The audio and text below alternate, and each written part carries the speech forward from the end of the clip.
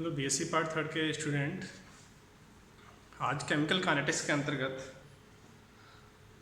बताने जा रहे हैं कि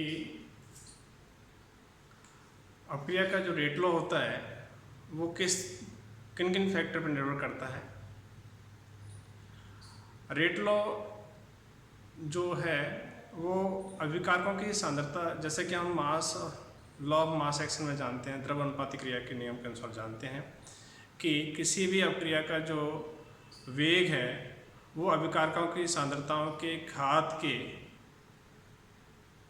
गुणनफल के समानुपाती होता है। जैसे कि यहाँ पर भी एक रिएक्शंस दे रखी है ए, बी, सी और भी कई इस तरह के रिएक्टेंट हो सकते हैं। तो इस अपक्रिया के लिए अपक्रिया वेग नियम जो होगा वो किस पर निर्भर करेगा? ए की, बी की, सी की सांद्रता और साथ ही साथ इनकी जो स्टोइकियोमेट्री है, स्टोइकियोमिति है, उनके घात के इन अभिकारकों की सांद्रता या सक्रिय द्रव्यमान के घात के गुणनफल के समानुपाती होता है।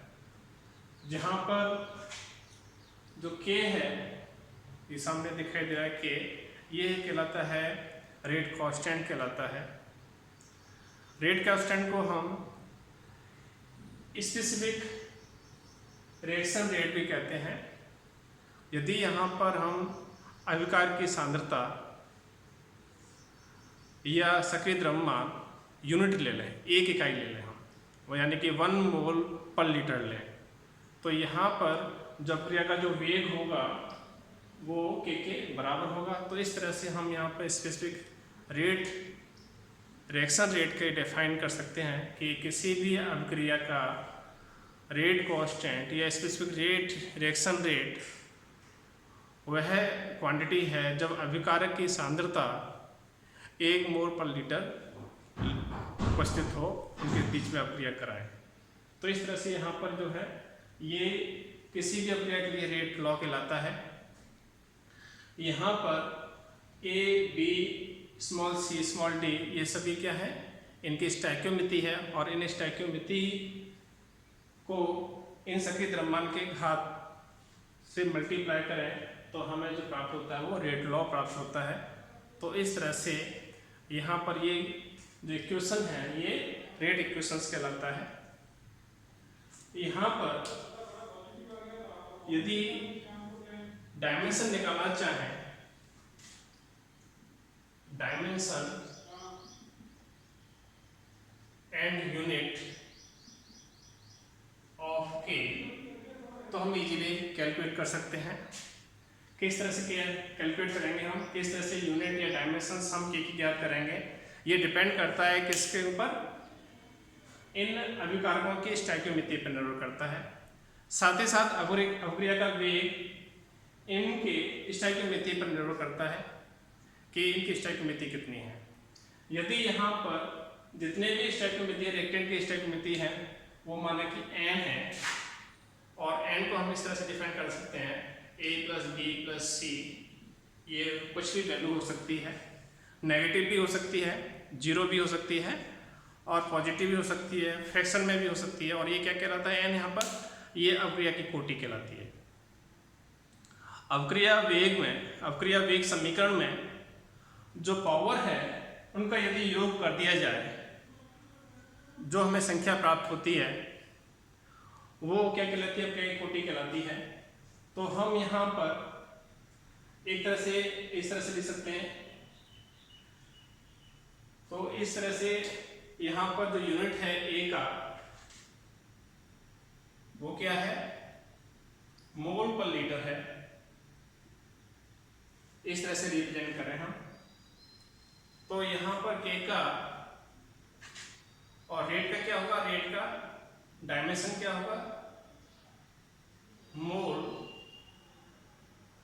पर लीटर पर टाइम।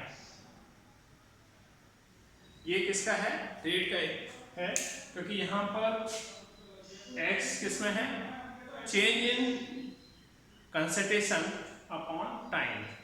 तो इस तरह से यहाँ पर रेट का यूनिट क्या हुआ, मोल पर लीटर पर टाइम, एंड जो सक्रिय द्रव्यमान है या कंसंट्रेशन है उसका क्या यूनिट होगा, मोल पर लीटर होगा। तो इस तरह से मोल पर लीटर इसका यूनिट हुआ। तो हम K का डायमेंशन और यूनिट ज्ञात कर सकते हैं। कैसे निकाल लेंगे,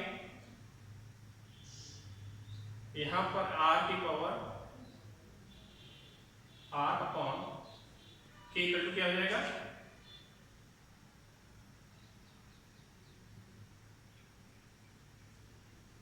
कंसंट्रेशन की पावर स्मॉल n, क्योंकि यहाँ पर A B C जितने भी हैं वो किस में है, कंसंट्रेशन है, और इनकी पावर क्या है A B C। यदि सेम को यदि A B यहाँ पर कंसंट्रेशन सेम ले ली जाए तो यहाँ पर कंसंट्रेशन की पावर n। तो इस तरह से यहाँ पर जो यूनिट आएगी मोल पर लीटर अपॉन मोल पर लीटर पर टाइम,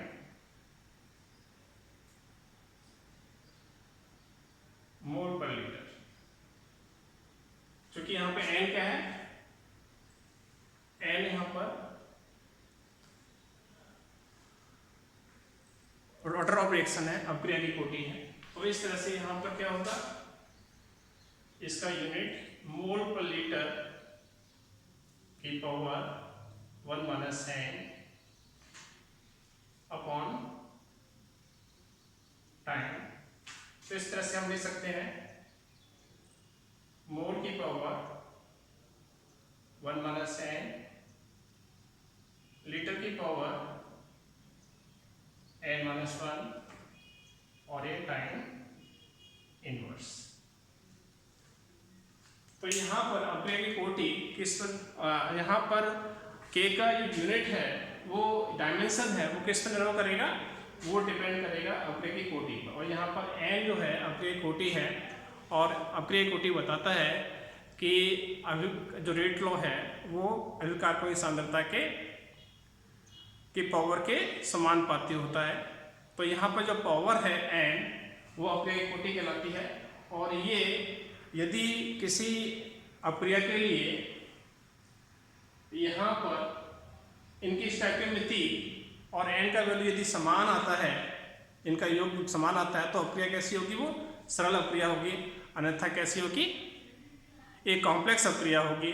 और कॉम्प्लेक्स अभिक्रिया के लिए जो अभिक्रिया की कोटि है वो हमेशा ही डिफरेंट होती है उसके स्टोइकियोमेट्री की तुलना में। तो आज इतना ही बताते हैं। Thank you for listening and subscribe me.